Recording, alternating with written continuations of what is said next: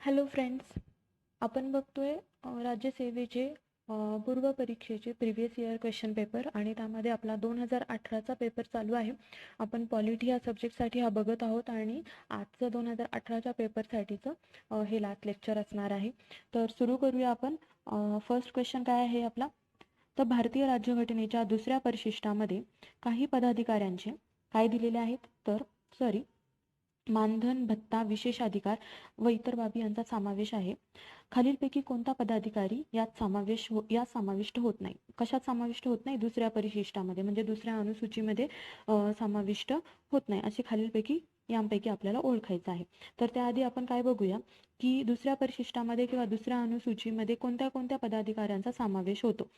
तर जर आपण केंद्र आणि राज्य असं डिवाइड केलं तर केंद्रातली जो सिक्वेन्स आपण बघणार आहोत तसा आपण राज्यातला सिक्वेन्स लक्षात ठेवूया, म्हणजे आपल्याला परिशिष्ट 2 अंतर्गत कोणते कोणते अधिकारी येतात ते कळेल. तर केंद्रामध्ये जर बघितलं आपण तर राष्ट्रपती आहेत, तर राज्यामध्ये राज्यपाल. मग केंद्रामध्ये आपण संसद पकडणार, म्हणजेच लोकसभा, राज्यसभेचे सभापती, उपसभापती. तसंच राज्यामध्ये काय पकडणार? विधानसभा आणि विधान परिषदेचे सभापती, उपसभापती. मग न्यायालयांच्या बाबतीत गेलं तर वरती सर्वोच्च न्यायालय आणि राज्यांमध्ये हायकोर्ट्स असतील, उच्च न्यायालय आणि कॅग. तर ह्या सर्व पदाधिकाऱ्यांचा समावेश अनुसूची 2 मध्ये किंवा परिशिष्ट 2 मध्ये होतो. या सर्वांचा समावेश होतो म्हणजेच काय? तर ह्या सर्वांच्या वेतन, भत्ते आणि विशेष अधिकारांबद्दल अनुसूची 2 मध्ये बोलण्यात आलेला आहे. या व्यतिरिक्त असलेल्या पदाधिकाऱ्यांचे वेतन, भत्ते ही संसद ठरवते किंवा वेगवेगळ्या कायद्यांद्वारे आपण ठरवून दिले जातात. तर ते बाकीचे अधिकारी जे आहे या व्यतिरिक्त ते मात्र अनुसूची 2 मध्ये येत नाही. त्यामुळे हे पर्टिक्युलर कुठले कुठले पदाधिकारी अनुसूची 2 मध्ये येतात हे आपल्याला माहीत असायलाच पाहिजे. तर ह्या सर्व पदाधिकाऱ्यांचे वेतन, भत्ते आणि विशेषाधिकार जे आहेत ते आपल्या राज्यघटनेच्या काही आर्टिकल्समध्ये नमूद केलेले आहेत. म्हणजे थोडक्यात आपण काय म्हणू शकतो, तर ते सगळे ज्या आर्टिकल्समध्ये या सर्व अधिकाऱ्यांच्या काय केलेल्या आहेत, वेतन, भत्ते आणि विशेष अधिकार नमूद केलेले आहेत, ते सर्व आर्टिकल कशाच्या अंतर्गत येतील किंवा काय फुलफिल करत असतात? तर अनुसूची 2 अंतर्गत येणाऱ्या अधिकाऱ्यांच्या कंडिशन्स फुलफिल करत असतात. तर प्रत्येक पदाधिकाऱ्यांचे आपण काय बघणार आहोत? आता आर्टिकल बघणार आहोत की ज्यामध्ये यांचे भत्ते, वेतन आणि विशेष अधिकार दिलेले आहेत. तर राष्ट्रपतींबद्दल कोणतं आर्टिकल आहे आपल्या राज्यघटनेमध्ये? ते आहे 59.3. म्हणजेच काय? आर्टिकल 59.3 मध्ये राष्ट्रपतींचे वेतन, भत्ते, विशेष अधिकार याबद्दल नमूद केलेलं आहे. लोकसभेचे सभापती, उपसभापती, राज्यसभेचे अध्यक्ष, उपाध्यक्ष या सर्वांचे वेतन, भत्ते, विशेष अधिकार हे आर्टिकल 97 मध्ये आहेत. सुप्रीम कोर्टाच्या सर्वच न्यायाधीशांचे म्हणजे ते सरन्यायाधीश असू दे, इतर न्यायाधीश असू दे, सर्वच न्यायाधीशांचे वेतन, भत्ते, विशेष अधिकार आर्टिकल 125 मध्ये नमूद केलेले आहेत. राज्यपालांच्या बाबतीत हे आर्टिकल आहे 158.3. विधानसभा, विधान परिषदेच्या सभापती, उपसभापती किंवा अध्यक्ष, उपाध्यक्ष यांचे जे वेतन, भत्ते, विशेष अधिकार आहेत ते कोणत्या आर्टिकलमध्ये दिलेले आहेत? तर ते दिलेले आहेत 186 आर्टिकलमध्ये. आर्टिकल 186 मध्ये ते दिलेले आहेत. हायकोर्टच्या न्यायाधीशांचे वेतन, भत्ते, विशेष अधिकार दिलेले आहेत 221 आर्टिकलमध्ये. आणि कॅग आपल्या सर्वांना माहिती की त्याचं वेतन, भत्ते दिलेले आहेत आर्टिकल 148 मध्ये. तर जेव्हा राष्ट्रपतीचे वेतन, भत्ते आणि विशेष अधिकारांबद्दल आपण बोलतो तेव्हा आर्टिकल 59.3 आहे. पण जेव्हा उपराष्ट्रपती हे काही काळासाठी राष्ट्रपती म्हणून काम करत असतात, म्हणजे आपल्याला माहिती आहे की राष्ट्रपतींचा मृत्यू झाला असेल पदावर असताना, किंवा राष्ट्रपती कुठल्या दुसऱ्या देशाच्या दौऱ्यावर असतील, किंवा राष्ट्रपती काही हेल्थच्या कारणांमुळे त्यांचा पदभार स्वीकारण्यासाठी अकार्यक्षम असतील, तर अशा वेळेस आपल्या देशाचे उपराष्ट्रपती हे राष्ट्रपतींचा पदभार 6 महिन्यांपेक्षा जास्त नाही इतक्या काळासाठी ते सांभाळू शकतात. मग अशा वेळी जेव्हा उपराष्ट्रपती हे राष्ट्रपतींचा पदभार सांभाळत असतात त्यावेळी मात्र उपराष्ट्रपतींना उपराष्ट्रपती म्हणून किंवा राज्यसभेचे अध्यक्ष म्हणून वेतन, भत्ते, विशेष अधिकार मिळत नाही. तर त्यांना कोणासारखे वेतन, भत्ते, विशेष अधिकार मिळतात? राष्ट्रपतींसारखे. तर मग यासाठी उपराष्ट्रपतींसाठी एक वेगळं कलम आहे, त्याला आपण म्हणतो 65.3 आर्टिकल. तर ह्या आर्टिकलमध्ये जेव्हा उपराष्ट्रपती हे राष्ट्रपती म्हणून वर्क करत असतात तेव्हा त्यांचे वेतन, भत्ते आणि विशेष अधिकार दिलेले असतात. तर इथे एक इंटरेस्टिंग गोष्ट आहे की आपण बघितले राष्ट्रपतींचे वेतन, भत्ते 59.3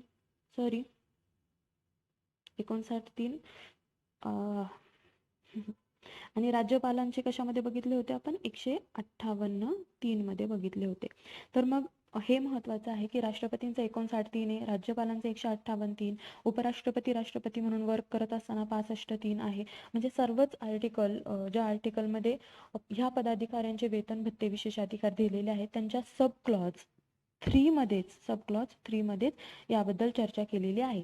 एवढ्या डेप्थमध्ये क्वेश्चन प्रिलिम्सला तर येणार नाही, पण आपण मेन्सला अशा प्रकारचे क्वेश्चन एक्सपेक्ट करू शकतो आणि त्यामध्ये एलिमिनेशन वापरण्यासाठी आपण सब क्लॉज 3 पण लक्षात ठेवू शकतो. तर आपण आता परत एकदा रिवाईज करून बघूया. राष्ट्रपतींना 59(3), लोकसभा राज्यसभेचे अध्यक्ष उपाध्यक्ष आर्टिकल 97, सुप्रीम कोर्टचे न्यायाधीश आर्टिकल 125, राज्यपाल 158(3), विधानसभा आणि विधान परिषदेचे अध्यक्ष उपाध्यक्ष किंवा सभापती उपसभापती 186, हायकोर्टचे न्यायाधीश 221 आणि कॅग आहे 148. तर ह्या कलमांमध्ये या सर्व पदाधिकाऱ्यांचे वेतन भत्ते विशेषाधिकार दिलेले आहेत. मग आता आपण क्वेश्चनकडे जाऊया. त्यांनी काय म्हटले, कोणत्या पदाधिकाऱ्याचा समावेश होत नाहीये हे आपल्याला शोधायचे. आपण बघितले विधानसभेच्या उपसभापतींचा होतो का, तर होतो. सभापती उपसभापती दोघांचा होतो. विधान परिषदेच्या उपाध्यक्षांचा होतो का, तर होतो. उपाध्यक्ष अध्यक्ष उपाध्यक्ष दोघांचाही होतो. भारताचे महाधिवक्ता आणि भारताचे नियंत्रक आणि महालेखापाल. भारताचे नियंत्रक आणि महालेखापाल आपण बघितलं ना, कॅग पण होतं ना त्यात 148 आर्टिकल, म्हणजे हेही आहे. तर कोणाचा समावेश होत नाही, भारताच्या महाधिवक्त्याचा परिशिष्ट 2 किंवा अनुसूची 2 मध्ये समावेश होत नाही. मग आपला आन्सर काय असणार आहे, 3rd. नेक्स्ट क्वेश्चन काय म्हणताय नेक्स्ट क्वेश्चन मध्ये, खालीलपैकी कोणते विधान बरोबर आहे. तर बरोबर विधाने आपल्याला ओळखायची आहेत. तर आपण सेंटेन्स वाचतानाच हे सॉल्व करणार आहोत. लोकसभेला नव्हे तर फक्त राज्यसभेतच नामनिर्देशित सदस्य असतात. जर हा क्वेश्चन आत्ता आला असता तर हा चूक की बरोबर हे वेगळ्या प्रकारे डिसाईड करावं लागलं असतं, पण हा क्वेश्चन 2018ला आलेला आहे. मग त्याच्या आन्सर की मध्ये हे काय दिलेलं असणार आहे, रॉंग दिलेलं असणार आहे. का बरं रॉंग दिलेलं असणार आहे, बघा. लोकसभेला नव्हे तर फक्त राज्यसभेतच नामनिर्देशित सदस्य असतात. 2018च्या सिनारिओला बघू तर लोकसभेत सुद्धा नामनिर्देशित सदस्य होते. किती नामनिर्देशित सदस्य होते लोकसभेमध्ये, 2 अँग्लो इंडियन होते ना लोकसभेमध्ये, आणि राज्यसभेमध्ये तर नामनिर्देशित सदस्य असतात आपल्याला माहितीच आहे. मग फक्त राज्यसभेतच नामनिर्देशित सदस्य असतात का 2018च्या सिनारिओने, तर नाही, लोकसभेतही होते की तेव्हा. त्यामुळे हे सेंटेन्स 2018च्या सिनारिओने चुकीचं आहे. मी का 2018च्या सिनारिओने म्हटलं, कारण आपल्याला माहित आहे की आता सध्या लोकसभेतलं हे जे रिझर्वेशन ठेवलं होतं आपण अँग्लो इंडियन समाजासाठी, 2 लोक जे आपण अँग्लो इंडियन समाजाचे लोकसभेमध्ये नामनिर्देशित करायचे राष्ट्रपती, ते आता रद्द करण्यात आलेलं आहे. म्हणजे आता जर बघितलं तर फक्त राज्यसभेतच नामनिर्देशित सदस्य असतात. फक्त लोकसभेत नामनिर्देशित सदस्य असतात का, तर नाही. मग जर आत्ताच्या सिनारिओला बघितलं तर लोकसभेत नसतात, लोकसभेत नव्हे तर फक्त राज्यसभेतच नामनिर्देशित सदस्य असतात. आत्ताच्या पॉइंटला हे बरोबर आहे, पण 2018 नुसार आपण बघतोय म्हणून हे चुकीचं पकडले.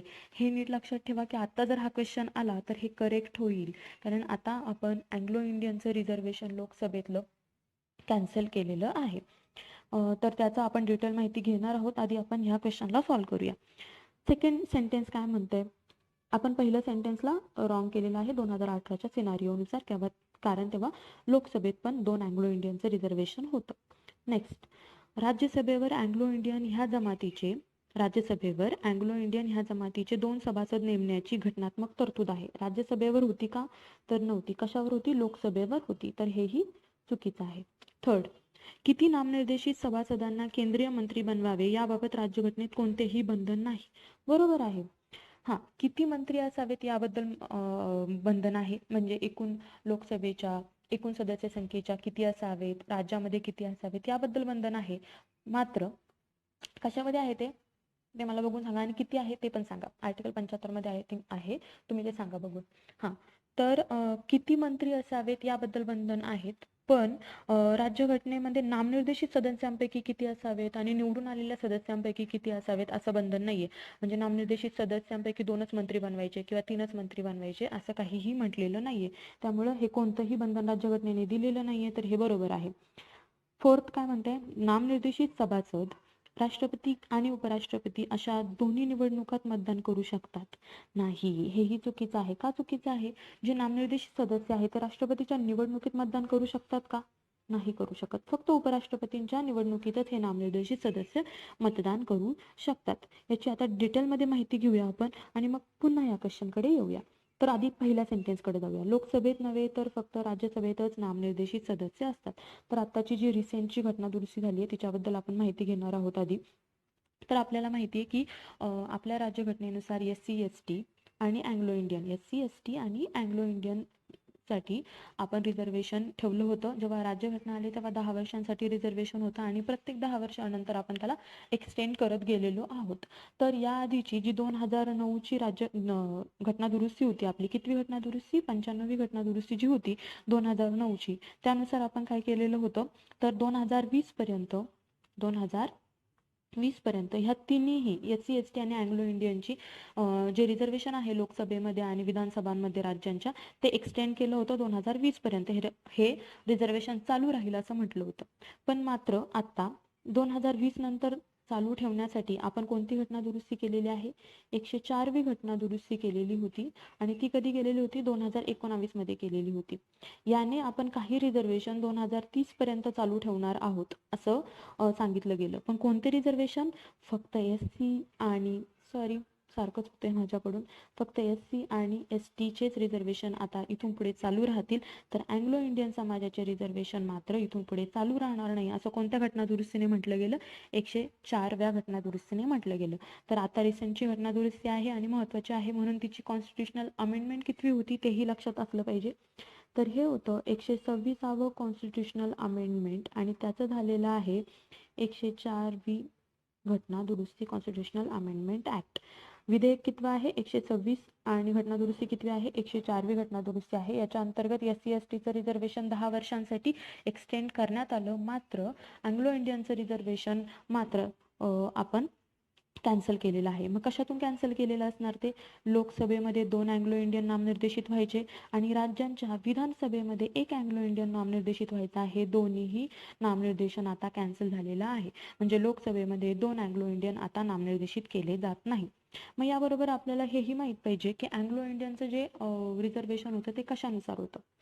तर लोकसभेमध्ये जे 2 अँग्लो इंडियन होते ते आपण आपल्या राज्यघटनेच्या आर्टिकल 331 नुसार हे 2 नामनिर्देशित केले जायचे आणि विधानसभेमध्ये जे 1 अँग्लो इंडियनचं नामनिर्देशन व्हायचं ते आर्टिकल 333 नुसार केलं जायचं.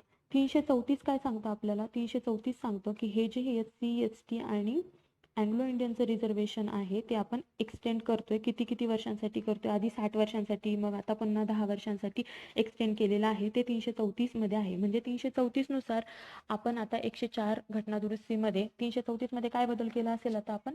तर आपण केला असेल 10 वर्षांसाठी SC ST इथून पुढे म्हणजे 2030 पर्यंत यांचं रिझर्वेशन चालू राहील. तर आता अँग्लो इंडियनचा यामध्ये काही संबंध नाही, म्हणजे रिझर्वेशन यांच्यासाठी राहणार नाही आर्टिकल 334 नुसार.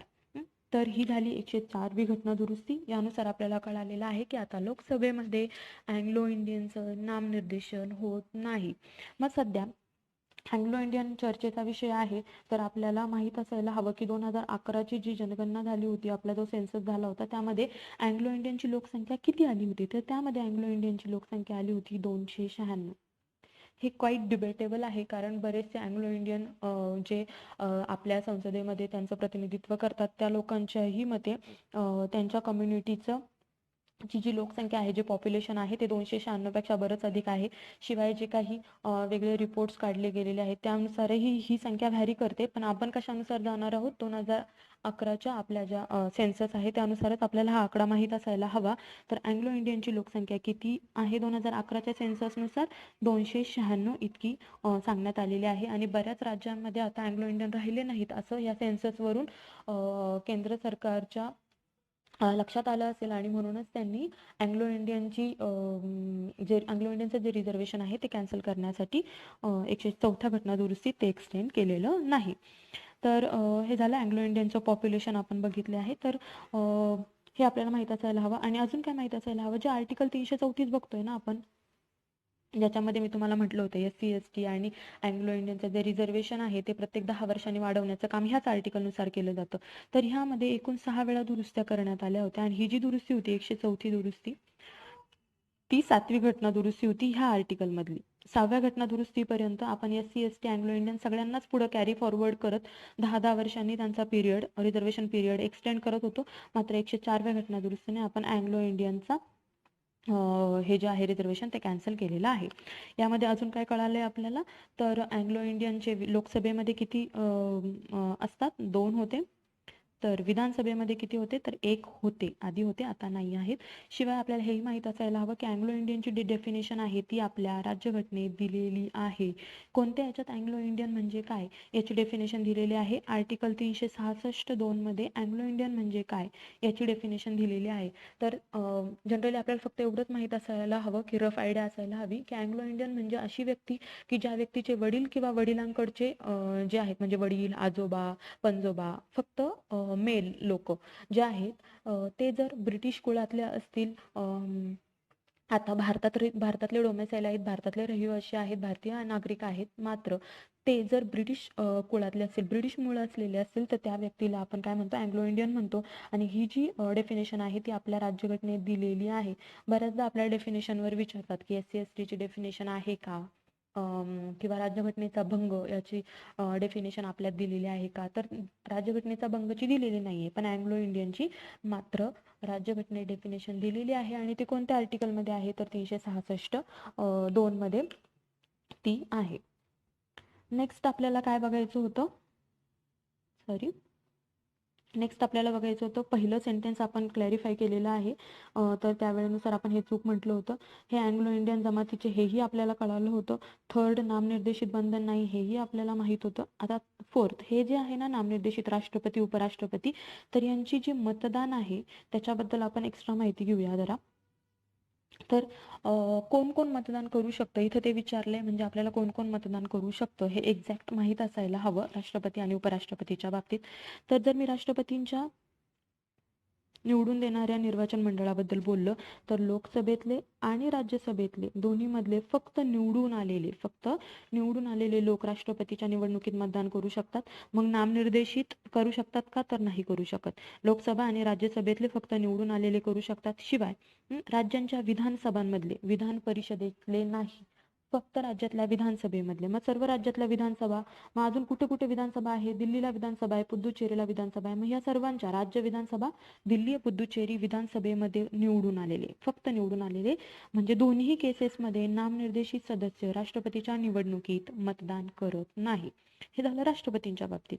मग उपराष्ट्रपतींच्या बाबतीत आपल्याला माहित असायला हवं की लोकसभा आणि राज्यसभेतले सगळे सगळे सदस्य मात्र उपराष्ट्रपतीच्या, मग ते निवडून आलेले असू देत, नामनिर्देशित असू देत, सगळे सदस्य हे उपराष्ट्रपतीच्या निवडणुकीत मतदान करू शकतात.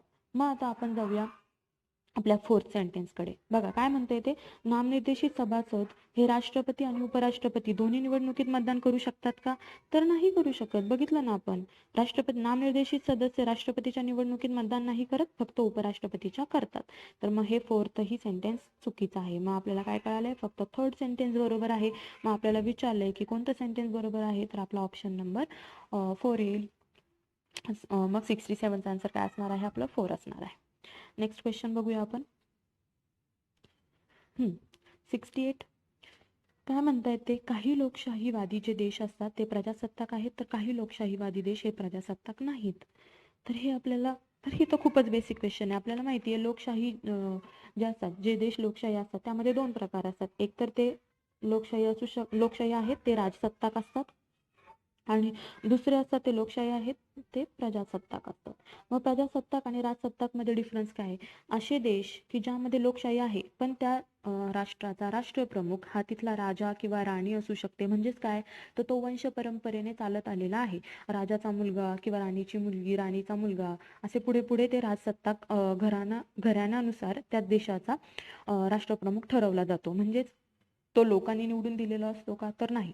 प्रजासत्ताक हा देश पण लोकशाही असतो, पण मात्र त्या देशाचा राष्ट्रप्रमुख जो असतो तो लोक अप्रत्यक्षपणे किंवा प्रत्यक्षपणे निवडून देतात. मग आता पहिल्यांचं आपण जर एक्झाम्पल बघितलं तर ब्रिटन. आपल्याला माहिती आहे ब्रिटनचे राष्ट्रप्रमुख कोण आहे, तिथली राणी असते, व्हिक्टोरिया राणी होती वगैरे. तर आपल्याला माहिती आहे ती राणी असते, आणि म्हणून हा जो देश आहे तो राजसत्ताक आहे. प्रजासत्ताकमध्ये अमेरिका आहे, भारत आहे, इथले जे राष्ट्रप्रमुख असतात म्हणजे आपले राष्ट्रपती किंवा अमेरिकेचे राष्ट्रपती, हे लोक एकतर प्रत्यक्षरित्या निवडून देतात जसं अमेरिकेमध्ये निवडणूक होते, किंवा अप्रत्यक्षरित्या निवडून देतात जसं भारतामध्ये होते. म्हणजे भारतातले निवडून गेलेले प्रतिनिधी त्यांच्यापैकी एकाला किंवा ते मतदान करून राष्ट्रपतीला निवडून देतात. म्हणजे हे लोकांकडून प्रत्यक्ष किंवा अप्रत्यक्षपणे निवडलेले असतात, म्हणून हे झाले प्रजासत्ताक. मग बघा, काही लोकशाही देश हे प्रजासत्ताक आहेत भारत, अमेरिका. आणि काही लोकशाही देश हे प्रजासत्ताक नाहीत, बरोबर, ते राजसत्ताक असतात. कुठले? ब्रिटन. म्हणजे हे दोन्ही सेंटेन्स जे आहेत ते बरोबर आहेत. अ ब दोन्हीही बरोबर आहेत. ठीक आहे. नेक्स्ट काय म्हटलंय त्यांनी? नागरिक राज्यामध्ये सर्व नागरी अधिकारांचा उपभोग घेतात. मग नागरी अधिकारांमध्ये काय येतात? जे आपले सगळे मूलभूत अधिकार दिलेले आहेत. नागरी अधिकार म्हणजे व्यक्ती स्वातंत्र्य आलं, हे सगळे जे आहेत ते नागरी अधिकार आहेत.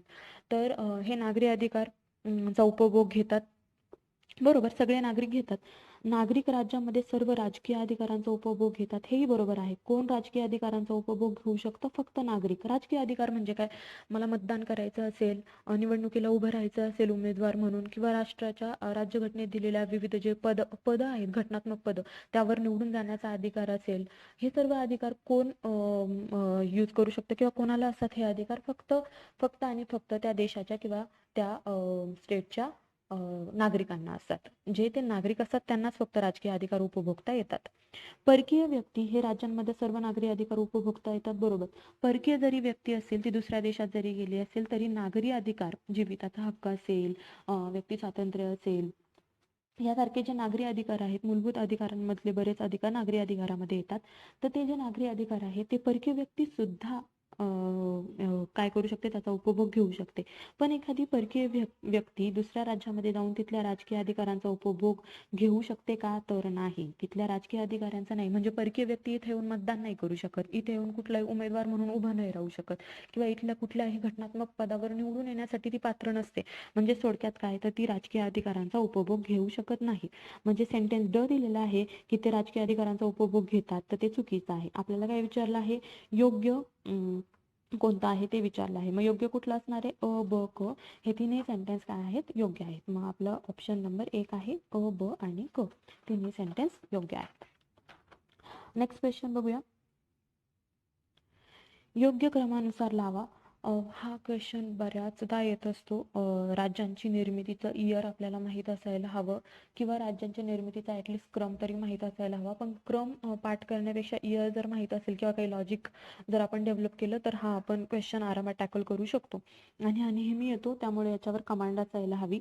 तर योग्य क्रमानुसार लावायचं आहे आपल्याला राज्यांची निर्मिती. काय दिले त्यांनी? मिझोराम, मेघालय, नागालँड आणि महाराष्ट्र. तर आधी इथं आपल्याला काही आठवतंय का? त्यानुसार बघूया आणि मग आपण एकदा क्रम पण बघून घेऊया. तर आपल्याला माहिती आहे महाराष्ट्र 1960ला झाला होता, हे तर माहितीच आहे आपल्याला. 1960ला महाराष्ट्राची स्थापना झाली आहे, 1 मे 1960. मग त्यावरती कुठलं दिलंय? नागालँड दिलेलं आहे. तर नागालँड जे आहे ते महाराष्ट्राच्या निर्मितीनंतर 3 वर्षांनी, किंवा गुजरातच्या निर्मितीनंतर 3 वर्षांनी, कारण आपल्याला माहिती आहे गुजरातची पण निर्मिती 1960लाच झाली आहे. महाराष्ट्र आणि गुजरात एकाच वेळी बाजूला झाले होते. नागालँड झालेला आहे 1963ला. मग मेघालय कधी झालाय? तर मेघालय झालेला आहे 1972. आणि मिझोराम कधी झालेला आहे? तर मिझोराम वेगळं राज्य झालेलं आहे, ते झालेलं आहे 87ला, गोव्याबरोबर आणि अरुणाचल प्रदेश बरोबर. तर असं डायरेक्ट जर आपण इयर बघितले ते लक्षात राहत नाहीत, म्हणून आपण काय करू? एकदा क्रम बघूया आणि मग त्यांचे इयर बघूया. ते कसं लक्षात ठेवायचं तेही बघूया. तर आपल्याला माहिती आहे की जेव्हा आपल्याकडे काय म्हणतात राज्य पुनर्रचना आयोग आला होता, त्यानंतर आपण भाषावर प्रांतरचना करायला लागलो, आणि त्यानुसार आपण बरेचसे राज्य बनवलेले आहेत. ते भाषेच्या आधारावर असतील, प्रशासकीय जे गोष्टी आहेत त्यांसाठी बनवलेले असतील, किंवा काही केंद्रशासित प्रदेशांचे आपण राज्यांमध्ये रूपांतर केलं असेल. तर ह्या बऱ्याच गोष्टींनी आपल्या देशाचा जो इंटरनल मॅप आहे त्यामध्ये बरेच चेंजेस झालेले आहेत. तर 1960ला आपल्याला माहिती आहे की काय झालं होतं? महाराष्ट्र आणि गुजरात दोन क्रिएट झाले होते. तर मग इथं गुजरात दिलंय, म्हणजे गुजरात कधी झालेलं असणार आहे? बघा, 1960ला झालेलं असणार आहे. हे माहिती आहे आपल्याला. सॉरी, गुजरात झालेलं असणार आहे 1960ला. आता रिसेंटचं जे तेलंगणा झाले तेही सगळ्यांना माहीत असणार आहे, त्याची तर डेटही लक्षात असायला हवी. तर ते कधी झालेलं होतं? 2 जून 2014ला. काय तेलंगणा कोणापासून वेगळं झालं होतं? आंध्र प्रदेशपासून वेगळं झालं होतं. त्यानंतर एक लक्षात ठेवण्यासाठी आपण एक ट्रिक बघणार आहोत की तेलंगणा जे आहे ते 2 जून 2014ला हे सगळ्यांना माहीत असायला हवं. त्याच्यावरचे जे 3 राज्य आहेत ते एकत्र झालेले आहेत. त्याच्यावरचे जे 3 राज्य आहेत ते एकत्र वेगळे झालेले आहेत. सिक्कीम सगळ्यांना माहिती आहे की सिक्कीम 1975ला 36व्या घटना दुरुस्तीने तयार झालेला आहे. 1975चं सिक्कीम हे सगळ्यांना माहीत असायला हवं. त्याखाली 3-3चा ग्रुप आहे आणि तेलंगणाही सगळ्यांना माहिती आहे की 2 जून 2014ला झालेलं आहे. सिक्कीमच्या वरती सुद्धा 3चा ग्रुप आहे. हे तिन्ही राज्य एकाच वेळेला झालेले आहेत. त्याच्यावरती गुजरात 60ला झाले आणि गुजरात नंतर येणारे जे 2 राज्य आहेत ते 3-3 वर्षाच्या गॅपने तयार झालेले आहेत. म्हणजे काय, गुजरात 60ला झाले तर नागालँड कितीला झाले? 63ला तयार झालं. नागालँड कितीला? 63ला तयार झाले. तर हरियाणा कितीला झाले? 66ला तयार झाले. मग 60 + 3 63, 63 + 3 66. मग गुजरात कधी झालेला आहे? 1960ला. नागालँड 1963ला. हरियाणा 1960ला. तर हरियाणा पंजाबमधून वेगळं झालं होतं हेही आपल्याला माहीत आहे. हिमाचल प्रदेश कधी झालेला आहे? तर हिमाचल प्रदेश झालेला आहे 1971ला वेगळं झालेलं आहे हिमाचल प्रदेश. मग हे कसं लक्षात ठेवायचं? आता बघा, तेलंगणा 2014ला झाले, तर छत्तीसगड, उत्तराखंड, झारखंड हे 2000ला वेगळे झालेले आहेत. छत्तीसगड, उत्तराखंड, झारखंड. तर मग छत्तीसगड कशातून वेगळे झाले? मध्य प्रदेशमधून वेगळे झाले. उत्तराखंड उत्तर प्रदेशमधून वेगळे झाले आणि झारखंड बिहारमधून वेगळं होऊन सेपरेट राज्य बनलं होतं. कधी? 2000ला. हे वरचे जे 3 राज्य आहेत मिझोराम, अरुणाचल प्रदेश, गोवा हे झालेले आहेत 87ला वेगळे. 87ला. 1975ला तर सिक्कीम माहिती आहे आपल्याला.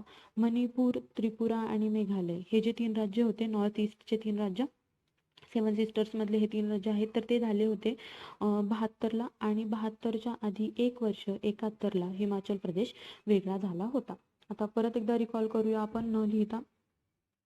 तेलंगणा 2014 2 जून, त्याच्या आधीचे 3 2000ला, त्याच्या आधीचे 3 1987ला, गोवा पण 1987, अरुणाचल प्रदेश, मिझोराम 1987, सिक्कीम 75, त्याआधीचे 3 1972, हिमाचल प्रदेश 71, हरियाणा 66, नागालँड 63 आणि गुजरात 60. या प्रकारची राज्यांची निर्मिती आहे. आता आपण एकदा क्वेश्चनकडे जाऊया. आता आठवतंय का बघा, महाराष्ट्र 60ला माहिती आपल्याला. नागालँड कितीला आहे? 63ला. मेघालय, मणिपूर, त्रिपुरा 72ला झालेले आहेत. करेक्ट. आणि मिझोराम जो झालेला आहे तो मिझोराम झालेला आहे कोणाबरोबर झाला? मिझोराम, अरुणाचल प्रदेश, गोवा हे तिन्ही राज्य 87ला वेगळे झालेले आहेत. मग सर्वात आधी झाले महाराष्ट्र. योग्य क्रम लावायचे महाराष्ट्र. मग ड आधी येणार, म्हणजे पहिला आणि थर्ड तर आपण एलिमिनेट करू शकतो. ड आधी येणार आहे. मग येणार आहे 63चं नागालँड ब. मग येणार आहे 72 मेघालय क. आणि मग येणार आहे मिझोराम अ. म्हणजे आपला ऑप्शन काय असणार आहे? सेकंड ऑप्शन आपला असणार आहे. याबद्दलची हा क्रम कसा लक्षात ठेवायचा याबद्दलची एक ट्रिक आहे. शिवाय हा क्रम लक्षात ठेवत असताना कोणत्या राज्यापासून कोणतं राज्य वेगळं झालेलं आहे किंवा कोणतं राज्य हे उपराज्य होतं आणि नंतर राज्य झाले, किंवा कोणते राज्य आधी केंद्रशासित प्रदेश होते आणि मग राज्य झालेले आहेत, त्यांच्या डेट्स नाही तर त्यांचे इयर काय होते सेपरेशन होण्याचे किंवा राज्य तयार होण्याचे, किंवा ह्या राज्यांच्या कुठे मध्ये केंद्रशासित प्रदेशांची निर्मिती झालेली आहे, म्हणजे पुदुचेरी कधी झालंय किंवा चंदीगड कधी झालंय, या सर्वांची डिटेल माहिती. शिवाय राज्य पुनर्रचना आयोगानुसार किती राज्य तयार झाले होते आणि त्यानुसार कशी कशी विभागणी होत गेली, कुठल्या राज्यामध्ये कुठल्या राज्याचे प्रदेश आल्यानंतर तो वेगळा झाला, म्हणजे थोडक्यात आंध्र प्रदेशमधून तेलंगणा बाजूला झाला पण कुठले प्रदेश बाजूला झाले, या सर्वांची डिटेल माहिती आपण नेक्स्ट लेक्चरमध्ये घेणार आहोत. म्हणजे आपण 2017चा पुढचा पेपर सुरू करणार आहोत, पण त्याआधी मी हे एक लेक्चर बनवणार आहे की ज्यामध्ये आपल्याला ही टोटल माहिती होईल. यांचा क्रम कसा लक्षात ठेवायचा इथपासून ते यांच्या इयर पासून, केंद्रशासित प्रदेशांच्या इयर पासून, तर हे कशामधून राज्य तयार झालेले आहेत यापर्यंत आपण सर्व माहिती नेक्स्ट लेक्चरमध्ये बघणार आहोत. तर आज आपला 2018चा पॉलिटीचा पेपर कंप्लीट झालेला आहे. नेक्स्ट लेक्चर आपण या सब्जेक्टवर कंप्लीट करूया आणि मग त्या नेक्स्ट लेक्चरपासून 2017चा पेपर कंटिन्यू करूया. भेटूया आपण पुढच्या लेक्चरमध्ये. थँक्यू. बाय.